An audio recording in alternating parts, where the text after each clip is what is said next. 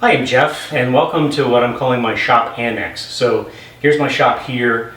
This is part of, it's not really, this project is really sort of a shop project rather than a basement finishing project, but it's crucial that back where you're looking at me from, where the camera is, I need to get back in there to finish the base molding. That's the last trim carpentry I have to do before we fill everything, and the rest of the whole basement is ready for paint, including this space. So in order to do that, I have all this plywood and sheepwood materials I had to get out of the way.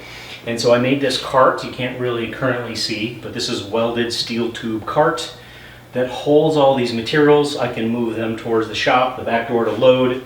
And when I'm not using them, I just push them over here and it's sort of out of the way.